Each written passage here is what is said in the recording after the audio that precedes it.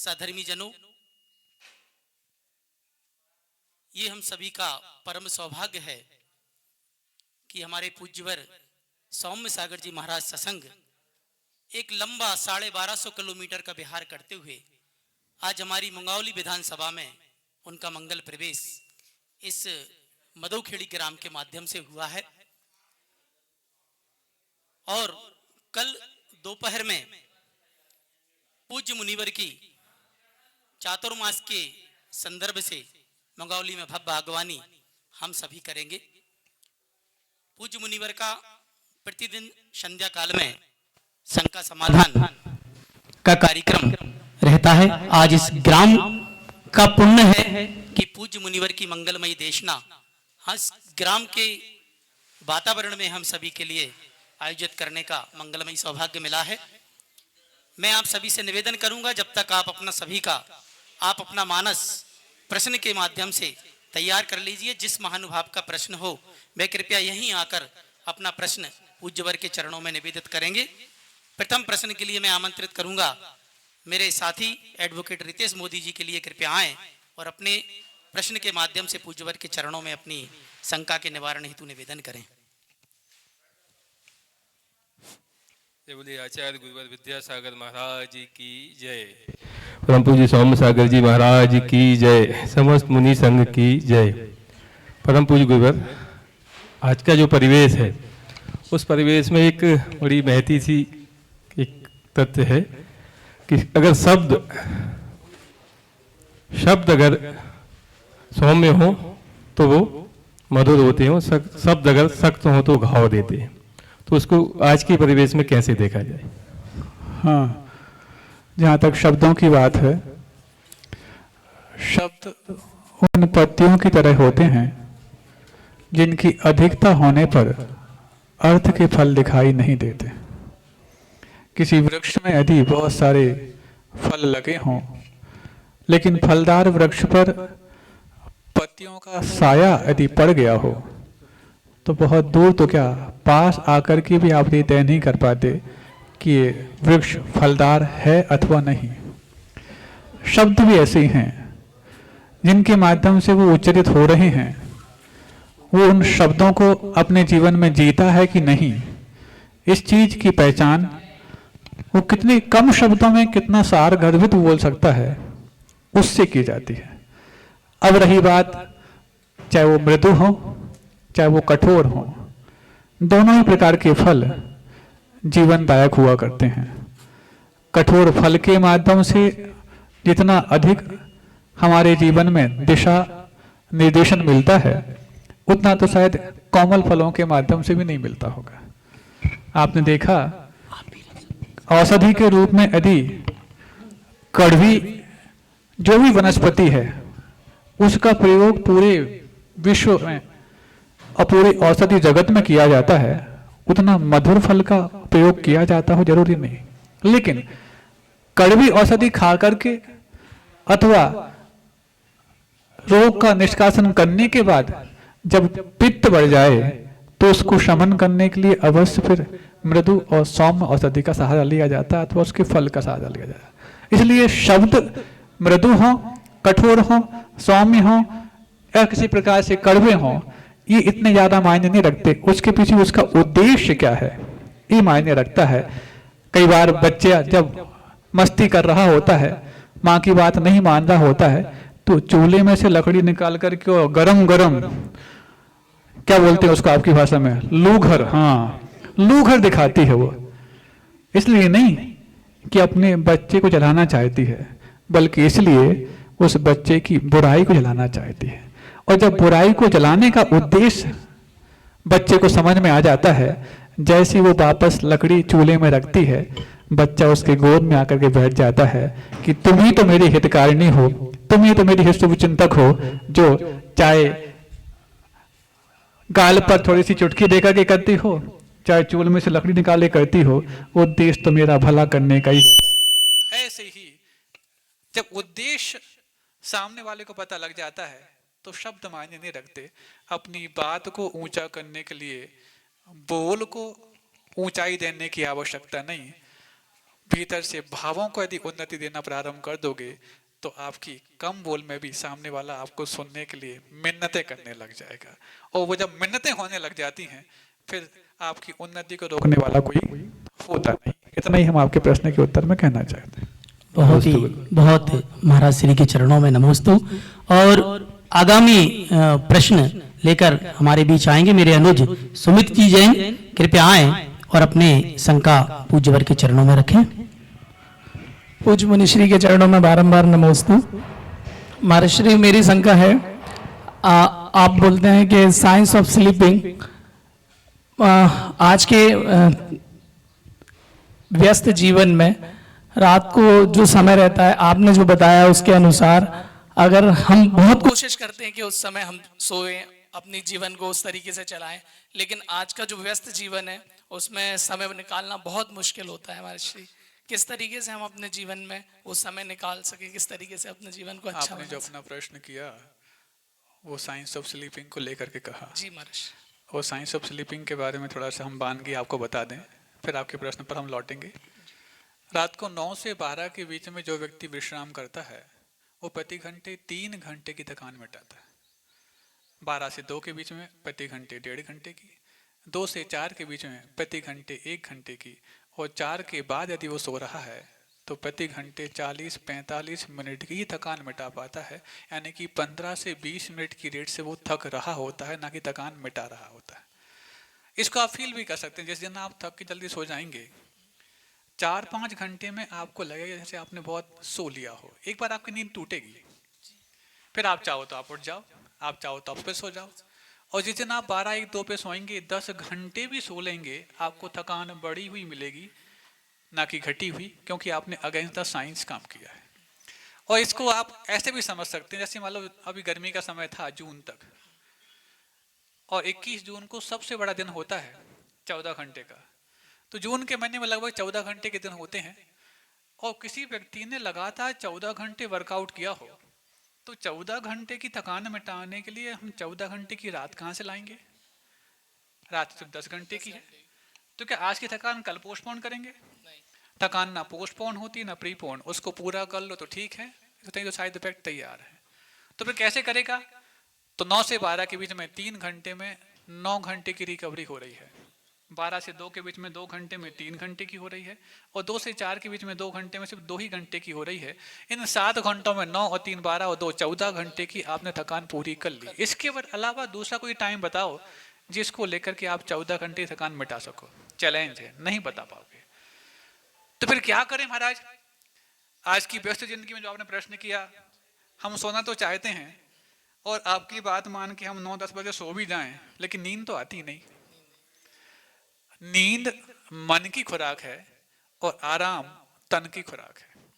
दिन भर हम थकते हैं तन से, उसको आराम तो चाहिए, और मन तो नींद में भी काम करता रहता है, उसको आराम क्यों चाहिए? तो यदि आपने एक काउंटडाउन शुरू कर दिया कि हे मन, मैंने तेरे लिए 7-8 घंटे का जो आपके लिए एक्सट्रीम पोस्चर होना चाहिए वो हमने देना शुरू कर दिया है, और अपने सबकॉन्शियस माइंड को एक मैसेज कन्वे कर दो कि मैंने अपना काउंटडाउन शुरू कर दिया, तुझे जब सोना होगा सो जाना, नहीं है तो आराम तो मैंने प्रारंभ कर ही दिया है। तो आप देखेंगे कि आप 2-4 मिनट में ही आपकी नींद को पालेंगे। और जिस दिन आप ये काउंट करें, अरे महाराज की बात मान के हम सो तो गए, 10 बज गए, 11 बज गए, 12 बज गए, ना नींद आ रही है ना अपने काम कर पा रहे। तो अभी आती थी नींद आपको 12-1 बजे, अब आएगी रात को 3 बजे, क्योंकि आपने अपने मन में एक विकल्प पैदा कर लिया है। और इस विकल्प को पैदा करने के बाद फिर आपके मन में निर्विकल्प होने के उपहार के रूप में जो नींद आनी चाहिए वो तो आपसे अपने से कोसों दूर कर ली है। इसलिए नींद ये मन की खुराक है, आराम ये तन की खुराक है। इस चीज का यदि आप समझ जाएंगे तो साइंस ऑफ स्लीपिंग को फॉलो करना आपको बहुत आसान हो जाएगा। एक बहुत अच्छी चीज आप आपको बता दें, आप कितने व्यस्त रहे होंगे। 15 अगस्त 1947 सब जानते हैं, स्वाधीनता दिवस। और 15 अगस्त 1947 के दिन जब भारत को आजादी मिली, रात को 12 बजे मिली, सबको मालूम है। और जितने भी स्वतंत्रता संग्राम सेनानी जीवित रह गए थे सब लाल किले की प्राचीर पर इकट्ठे हुए थे। लेकिन जिस रात को 12 बजे नेहरू जी को सत्ता का हस्तांतरण मिलना था और उनको अपना एक स्पीच देना था। अभिजीत मुहूर्त था, रात को 11:52 से लेकर के और 12:29 तक वो अभिजीत मुहूर्त था, जिस मुहूर्त को बहुत मुश्किल से ज्योतिषियों ने सोचा था कि इस समय हमारे लिए आज़ादी मिलनी है। उसमें भी कुछ समय कुछ और काम के लिए दिए गए थे, मात्र मुश्किल से 10 से 20 मिनट नेहरू जी को बोलना था। भारत के सारे आज़ादी के नुमाइंदे वहां पर इकट्ठे हुए थे, लेकिन सबसे बड़ा नुमाइंदा वहां पर नहीं था। कौन? महात्मा गांधी। अरे जिस महात्मा गांधी को आज आजादी की सबसे बड़ी मिसाल के रूप में हम जानते हैं, वो वहां पर इकट्ठा क्यों नहीं था, उपस्थित क्यों नहीं था? कि विशेष दूसरा काम था? अरे इससे बड़ा और काम क्या कि जिस चीज के लिए आपने वर्षों खपा दिए, उस चीज की जब सफलता आपके सामने आई और आप वहां उपस्थित नहीं है, तो कौन सा बड़ा काम कर रहे थे? रात को 9 बजे गांधी जी सोने चले गए थे। अरे एक दिन नहीं सोते? बरसों से तुमने इतनी जेल में यातनाएं झेली, प्रार्थनाएं की, उसके बावजूद भी जब उसका सफल अंजाम सामने आने वाला हो और आप जाके सो गए। लेकिन गांधी जी 9 बजे नहीं, 9 बजे के बाद लाल किले पर नहीं पहुंचे, कोई बड़ी बात नहीं, लेकिन जो लाल किले पर पहुंच करके नेहरू जी ने संदेश दिया, भाषण दिया, उससे भी बड़ा संदेश और उपदेश गांधी जी ने नहीं पहुंच के दिया। कौन सा संदेश था? क्योंकि गांधी जी अपने सिद्धांतों के पक्के थे, और जिस वक्त गुलाम है भारत, उस वक्त सिद्धांतों पर चल करके जब तुमने आजादी दिला दी है, और आजादी के मिलने के बाद कहीं हम सिद्धांत भूल ना जाएं, इस चीज का इतना बड़ा संदेश तभी जाता जब गांधी जी रात को 9 बजे सोने चले गए होते। और यदि बाई चांस एक बार भी गांधी जी रात लाल किले की प्राचीर पर रात को 12 बजे जागते हुए मिल जाते, तो लोगों के लिए उदाहरण बन जाते। अरे कहते तो थे, early to bed early to rise makes a man healthy wealthy and wise. तो उस चीज को उदाहरण के रूप में देख करके, उस चीज को उदाहरण के रूप में देख करके लोग ये मान लेते कि कभी कभार तो समझौता करना गांधी जी को भी जब मुनासिब है, तो हम तो फिर छोटे मोटी चीज हैं, हम तो समझौता कई बार कर सकते हैं। लेकिन गांधी जी ने रात को 9 बजे सोने के बाद इतना बड़ा आदेश और संदेश दे दिया, जो शायद नेहरू जी को लाल किले की प्राचीर को 15 अगस्त 1947 के दिन पहुंचने के बाद भी संभव नहीं हो पाया। इसीलिए जब इतनी बड़ी व्यवस्था भी सिद्धांतों से टिकाने के लिए कारण नहीं बन पाई, तो फिर आपकी व्यवस्था क्या होगी आप समझ सकते हैं।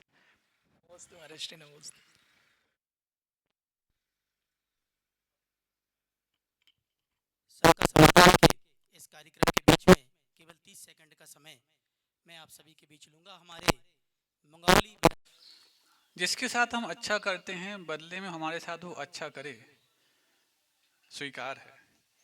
जिसके साथ हम बुरा करते हैं, बदले में हमारे साथ वो बुरा कर दे, ये भी स्वीकार है, टिट फॉर टैट। जिसके साथ हम बुरा कर दें, बदले में हमारे साथ वो अच्छा कर दे, ये भी हम पुण्य की बात मानते कि हमने तो बुरा किया था, बदले में अच्छा हो गया। लेकिन महाराज, सहन तो तब नहीं होता जब हम अच्छा करना चाहें और बदले में हमें सत्कार तो नहीं दुत्कार मिले और बुरा हो जाए। यही प्रश्न है ना आपका? बहुत अच्छा। अब इस बात को हम ध्यान में रखते हुए आपके प्रश्न को ये कहना चाह रहे हैं कि 3 परिस्थितियों में तो आप स्वीकार कर लेते हो कि अच्छे के बदले में अच्छा मिल जाए, बुरे के बदले में बुरा मिल जाए और बुरे के बदले में अच्छा मिल जाए।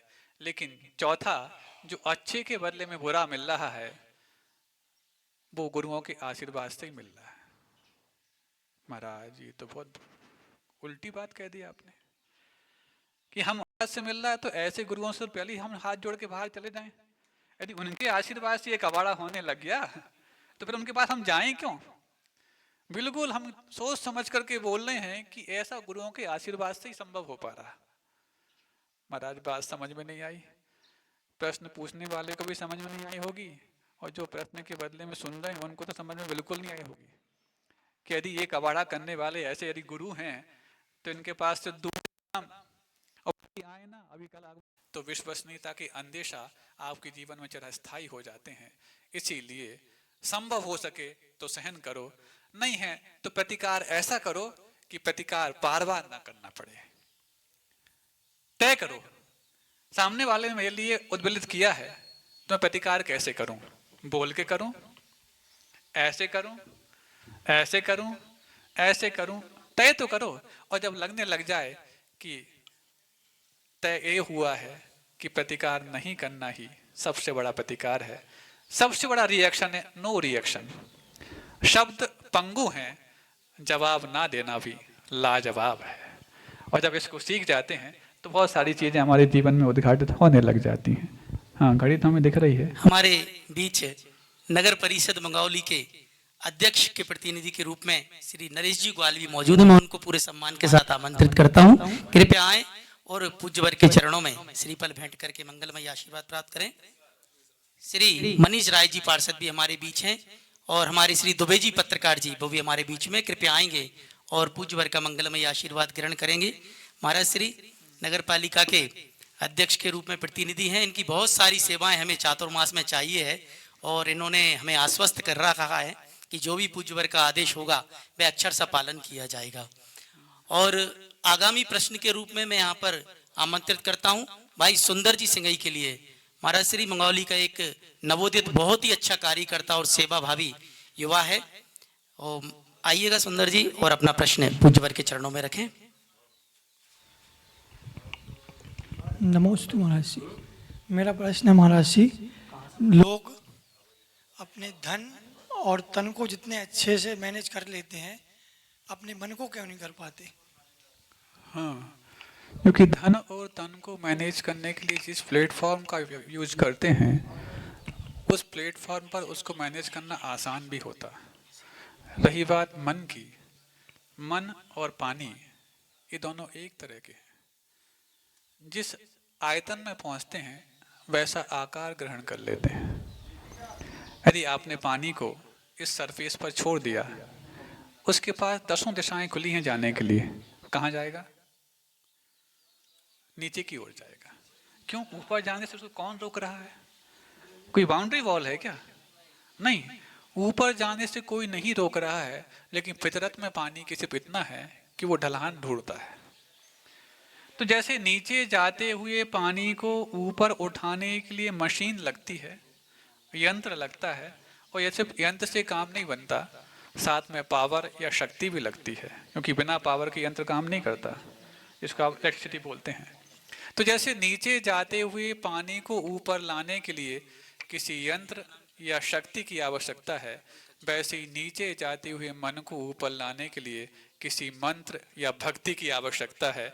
और वो मंत्र कोई और नहीं होता, गुरुओं के वाक अथवा स्वाध्याय के वो सूत्र जो हमारे मन को तंत्र प्रदान करते हैं, वो सब मंत्र बन जाया करते हैं। ऐसे माध्यम से भी हम अपने मन को मैनेज कर लिया करते हैं।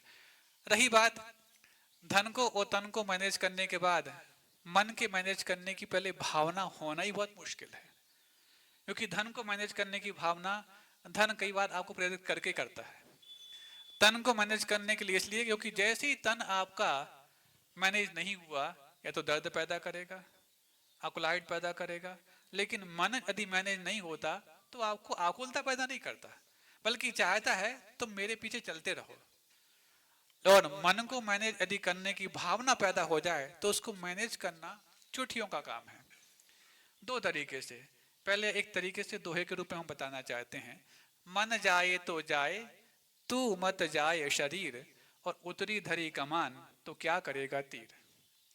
कभी भी घाव होता है तीर से होता है, लेकिन अकेला तीर करके दिखा दे घाव, जब तक वो धनुष और उस प्रत्यंचा पर नहीं चढ़ेगा तब तक वो तीर कुछ नहीं कर पाएगा। ऐसे हम मानते हैं पाप का बंध यदि होता है तो मन के माध्यम से ही होता है, लेकिन जब उसको वचन और काय इन दोनों की धनुष और प्रत्यंचा मिल जाती है तब जाकर के और वो पावरफुल हो जाता है।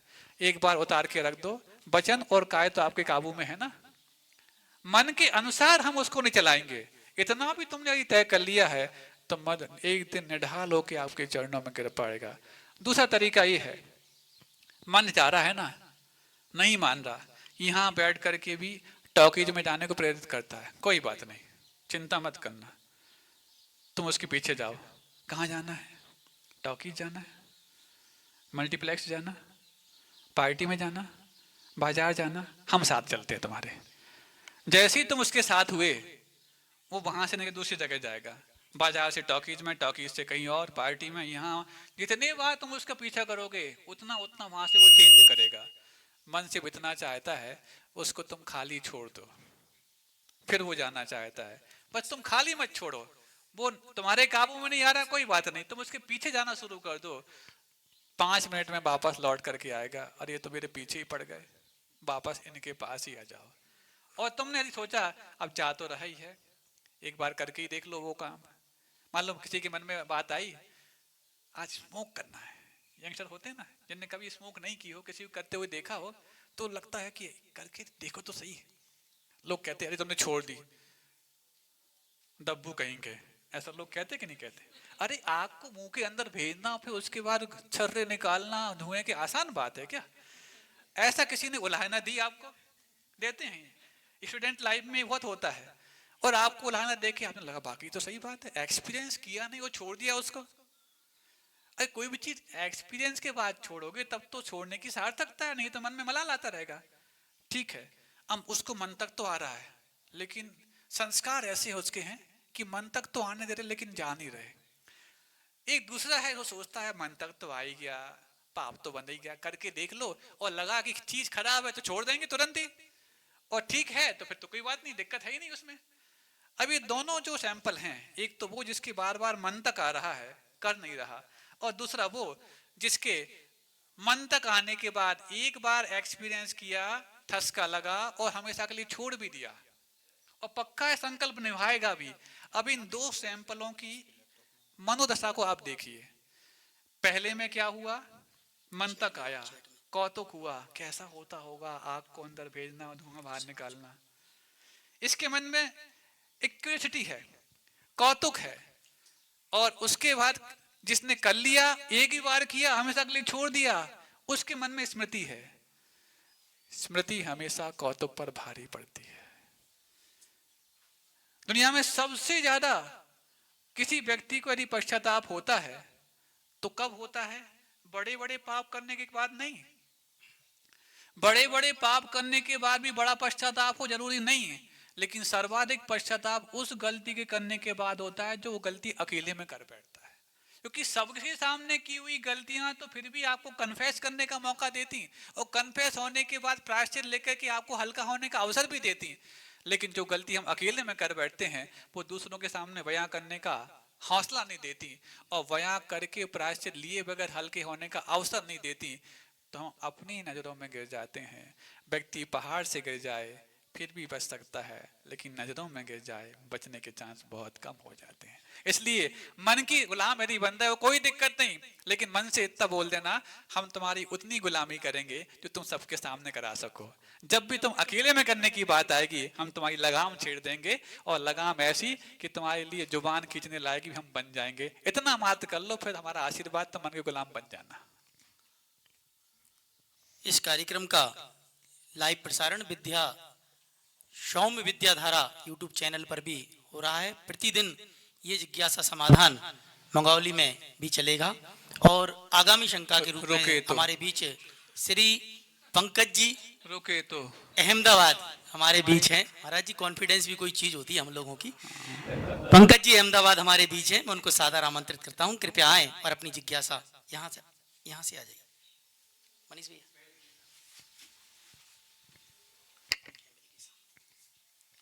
गुरुदेव के चरणों में त्रिवार नमोस्तु नमोस्तु नमोस्तु। गुरुदेव, हम देखते हैं कि विनय भाव होना एक महागुण है, लेकिन विनय मिथ्यात्व में भी सम्मिलित होता है, तो वो क्या बाउंड्री है जहाँ पे ये आपके गुण से वो एक मिथ्यात्व की तरफ चला जाता है? हाँ, बहुत अच्छा प्रश्न है। विनय का अर्थ मान का दमन करना। मान का दमन करना क्यों आवश्यक है? क्योंकि आज तक यदि हमारा किसी ने कबाड़ा किया है तो हमारे मान नहीं किया। जब मान को धक्का लगा तो सपोर्ट में क्रोध खड़ा हो गया। क्रोध से जब बात नहीं बनी, सामने वाला ज्यादा दमखम वाला है, तो उसको सबक सिखाने के लिए हमने मायाचारी सीख ली, और जब मायाचारी से कुछ हल निकलने लग गया तो मन में लोभ पैदा हो गया। इसका मतलब मान के चलते ही चारों कषाएं अपना शुरू कर देती हैं काम करना। और 4 ही कषाय होती हैं, क्रोध, मान, माया और लोभ। मनुष्यों में चारों कषायों की उत्पन्न होने का सबसे बड़ा कारण मान है, और यदि मनुष्य ने मान को कंट्रोल कर लिया तो सबसे बड़ा तपस्वी है, क्योंकि मनुष्य मान का पुतला माना जाता है। अब मान को कंट्रोल करे कैसे?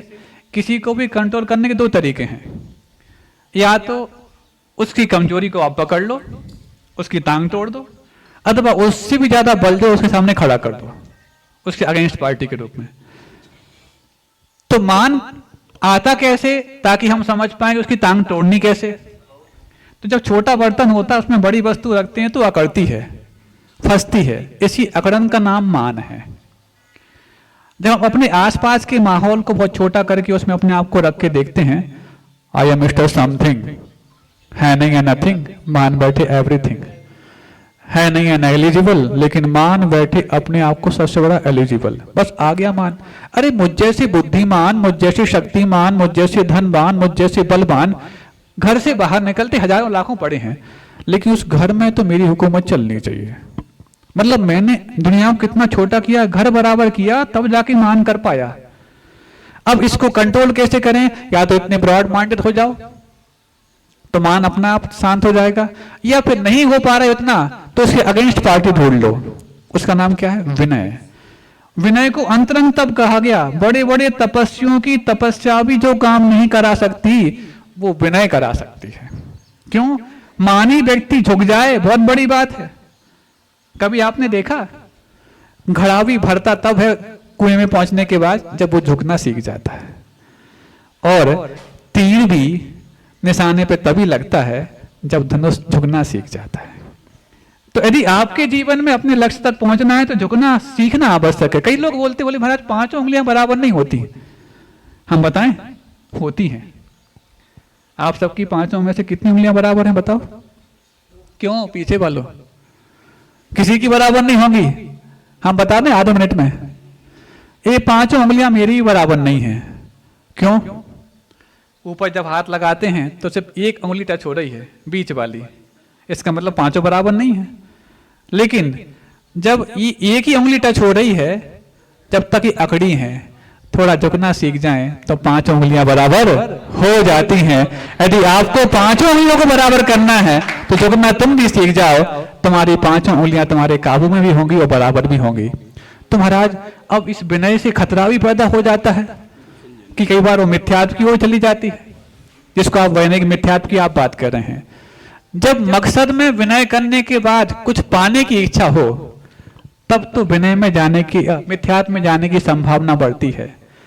3 प्रकार के पात्र होते हैं, भिखारी के रूप में, व्यापारी के रूप में और पुजारी के रूप में। इन तीनों के मनोभाव अलग अलग हुआ करते हैं। यदि विनय कर रहा है भिखारी के रूप में तो सिर्फ पाना चाहता है, और पाने वाले की जद मंदिर के बाहर तक होती है। भिखारी कब बैठते हैं? कहां बैठते हैं? मंदिर के बाहर बैठते ना। तो यदि तुम्हारे अंदर कुछ पाने की इच्छा है तो भिखारी की जद में हो, इसलिए विनय कर रहे हो। कुछ दे करके कुछ पाने की इच्छा है और विनय कर रहे हो तो व्यापारी की हो, तो क्योंकि लेन देन तो व्यापार में होता है। भगवान हम माथा टेक रहे, बदले में ये मिल जाए, ये कौन कहता? व्यापारी करता। और जो पुजारी होता है वो तो सिर्फ देना ही देना चाहता है। अरे भगवान आप साक्षात मिल गए, अब आपसे अब मैं क्या मांगू? जिसको भगवान से कुछ पाना चाहिए हो वो ये सोच ले तुम्हें अपने आप को भगवान बनने की जिद पैदा कर लो, भगवान से भगवान तुम्हें भगवान बनाने लायक बना देंगे। लेकिन तुम तो भगवान के सामने जाकर के भी इंसान बनने तक की मांग नहीं करते। इसलिए भगवान कहते हैं ऐसे भिखारी को तो मंदिर से बाहर निकालो, क्योंकि ये काम तो हमारे भक्त भी कर सकते हैं।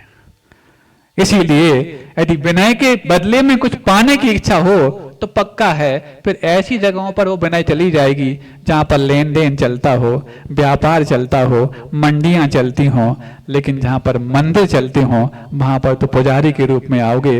पक्का है तुम्हारा वो विनय मिथ्यात्व की ओर ढड़क नहीं पाएगा। मुसीबत में किसी से कुछ मत मांगो, मुसीबत 4 दिन की, एहसान जिंदगी भर का।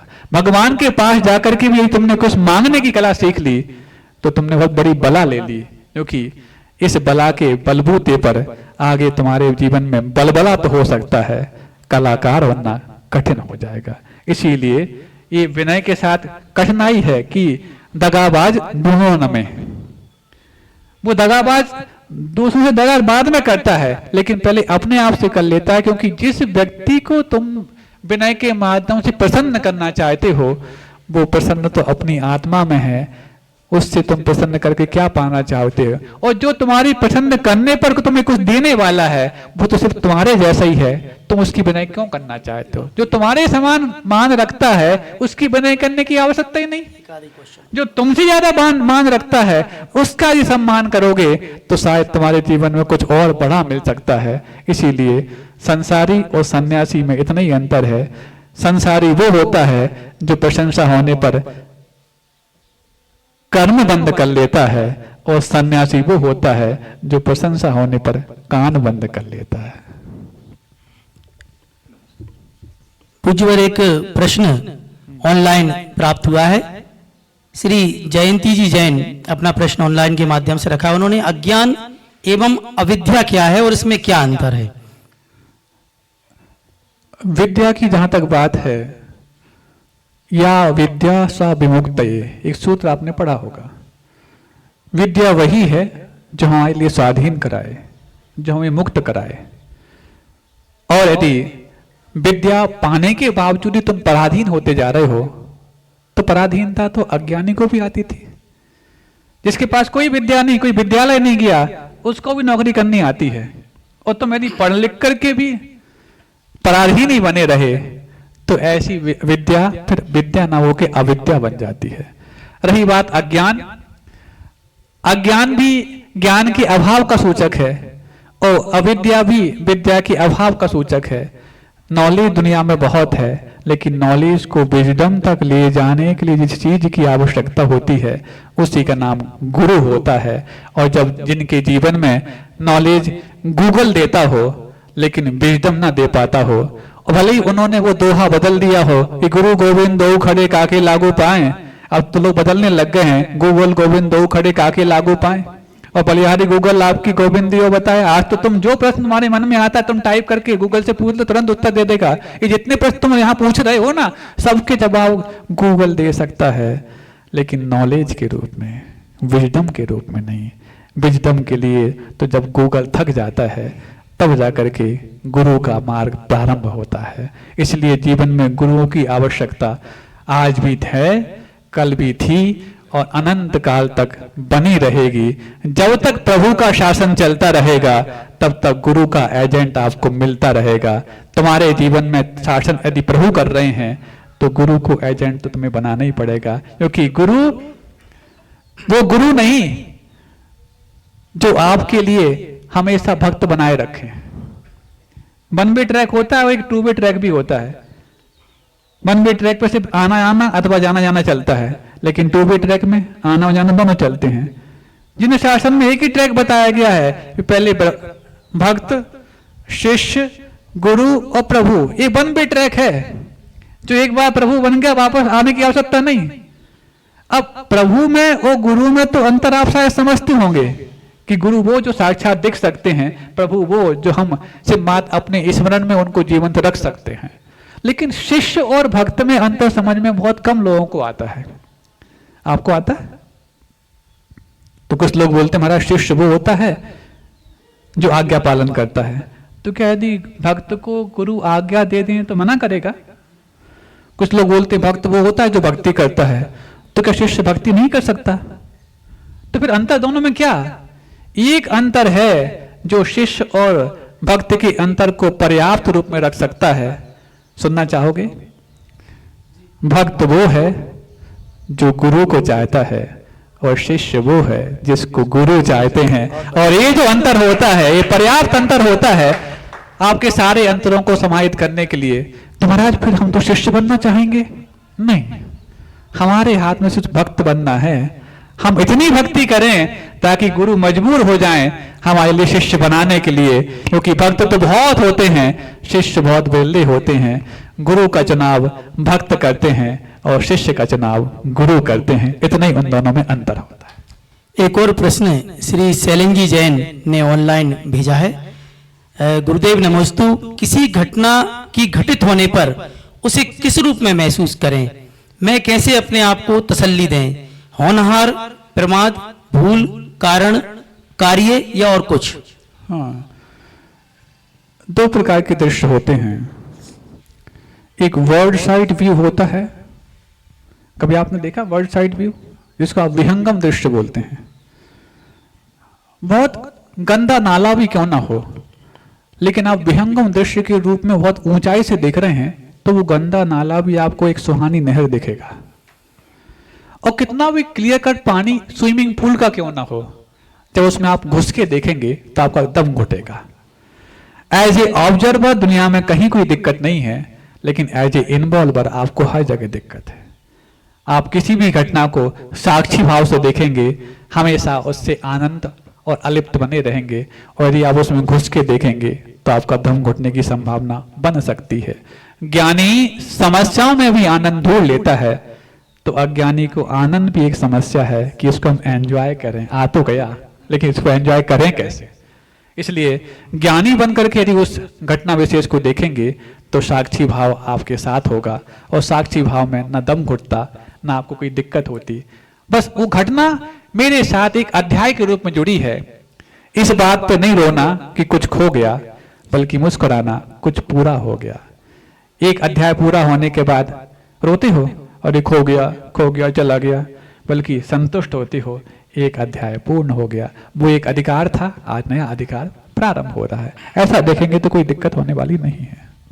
पूज्यवर, एक और प्रश्न अब मैं अपनी ओर से रखने से आपसे अनुमति चाहूंगा, और ये प्रश्न संभवतः आज का अंतिम प्रश्न होगा, समय भी पूज्यवर का हो रहा है। प्रश्न ये है कि मेरी उम्र के बहुत से लोग जानते हैं कि पूज्यवर गृहस्थ अवस्था में मैं और गुरुवर और मेरे कुछ साथी, हम लोग सब क्लासमेट रहे हैं, हम लोग एक साथ पढ़े हैं, एक ही कमरे में पढ़े हैं।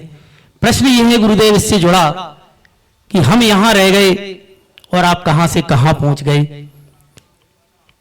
तो इसको आपके इसी जन्म का पुरुषार्थ मान के चलें, या पिछले जन्म के पुण्यों को भी इसमें ऐड करके चलें कि जिनका परिणाम ये है कि आप इतने पूज्य हो गए और यहां तक पहुंच गए हैं। इसको कैसे देखें? यदि स्वयं से पूछ लेते तो शायद अच्छा उत्तर मिल जाता। कुछ कठिन प्रश्न स्वयं समाधान कर लिया करो, फिर भी पूछा है तो आपको हम इग्नोर तो नहीं कर सकते। जब पोस्ट ग्रेजुएशन होता है तो लगभग 2 सालों में होता है, प्रीवियस और फाइनल। और जब मार्कशीट तैयार होती है तो प्रीवियस और फाइनल दोनों के मार्क्स उसमें ऐड किए जाते हैं। मान लो कोई पीजी कोर्स ऐसा है जिसमें 100 मार्क्स आपको लाने हैं, और प्रीवियस में मान लो वो 1 नंबर लेकर आया, तो फाइनल में उसको 99 के लिए प्रयास करना पड़ेगा। और कोई यदि 99 पहले कर चुका है तो 1 में भी काम चल सकता है। एक भजन आप लोग गाते हैं, कहीं दर्पण देख विरक्ति, कहीं मृतक देख वैरागी, बिन कारण दीक्षा लेते कोई पूर्व जन्म के त्यागी। गाते ना? अब ये बताओ, क्या दर्पण आप लोग देखते नहीं रोज? किसी को दर्पण में अपना सफेद बाल देख करके वैराग हो जाए तो सबसे ज्यादा वैरागी तो वो होने चाहिए जहां पर दर्पण का ही घर होता है। देखा आपने? जहां पर कई प्रकार के आपके चेहरे दिखते हैं, क्या बोलते हैं उसको? Mirror house. तो सबसे बड़े वैरागी वो बनाने चाहिए, दर्पण के बीच में रहते हैं वो। और यदि मृतकों को देख करके वैराग यदि होता तो जितने भी आपके स्वर्ग वाहन हैं, स्वर्ग वाहन बोलते, क्या बोलते हैं उसको? स्वर्ग रथ, हाँ, मुक्ति धाम, वहां पर जो भी आपके मुक्ति कराने में ईंधन का सप्लाई करते हैं वो सारे वैरागी बन जाते हैं। लेकिन इतने लोगों को मुक्ति धाम भेजने के बाद भी मुक्ति की याद आज तक हमें क्यों नहीं आई? क्योंकि ये चिंगारियां हर व्यक्ति के जीवन में उठती हैं। निराश व्यक्ति भी और वैरागी दोनों वचनों से प्रतिक्रिया ही देता है। संसार में कुछ नहीं रखा, सबके साथ अच्छा किया, बदले में सबने हमारे लिए विपरीत ही किया। जैसे प्रश्न आया था ना अभी, आपका आया था। तो वैरागी भी यही कहता, संसार में कोई सार नहीं। निराश व्यक्ति भी यही कहता, संसार में कोई काम नहीं आता। लेकिन नैराश्य और वैराग में बहुत बड़ा अंतर है। जहां एक वाचनिक प्रतिक्रिया देकर के निराश व्यक्ति हताशा में और ऐसे किसी गर्त में डूबा हुआ है जिससे उठ पाने के लिए उसको बहुत मशक्कत करनी पड़ेगी, वहीं ऐसी वाचनिक प्रतिक्रिया देते वक्त वैरागी व्यक्ति उत्साह और उमंग से भरा हुआ होता है। हर व्यक्ति को जीवन में एक बार वैराग की चिंगारियां मिलती हैं। कितना भी रागी व्यक्ति क्यों ना हो, कितना भी विषयों में डूबा क्यों ना हो, दिन में एक बार तो व्यक्ति के क्षण उसके जीवन में भी आते हैं। बस ऐसे कि वो स्पार्क को सही समय पर फ्यूल देना जान ले। कई बार स्पार्क उठते हैं, ईंधन नहीं होता, बुझ जाते हैं। कई बार ईंधन होता, स्पार्क नहीं मिलते, काम नहीं बन पाता। कई बार स्पार्क भी होते, ईंधन भी होते, लेकिन दोनों का संपर्क नहीं हो पाता। कई बार स्पार्क भी है, ईंधन भी है, संपर्क भी हुआ, लेकिन ईंधन गीला है, स्पार्क बुझ जाते हैं। कई बार स्पार्क भी है, ईंधन भी है, संपर्क भी हुआ और सूखा भी है, उसके बावजूद भी स्पार्क बुझ जाता है। कैसे? यदि स्पार्क पर ईंधन पटक दिया जाए तो। इन सारी कंडीशन में वो निराशा के अथवा वैराग की चिंगारियां आपके जीवन में संन्यास की ज्योति नहीं जला सकती। कुछ लोग तो ऐसे होते हैं जो स्पार्क और चिंगारी की प्रतीक्षा ही नहीं करते, अपने सूखे आपस के ईंधन से इतनी रगड़ पैदा कर देते हैं कि वो चिंगारी बना लेते हैं और ज्योति तो ज्योति, कर्मों को दग्ध करने के लिए ज्वाला भी जला लेते हैं। ऐसा जिनमें कर लिया है वो आगे निकल जाते हैं, जो नहीं कर पाए हैं उस रास्ते पे पीछे पीछे आ जाएं।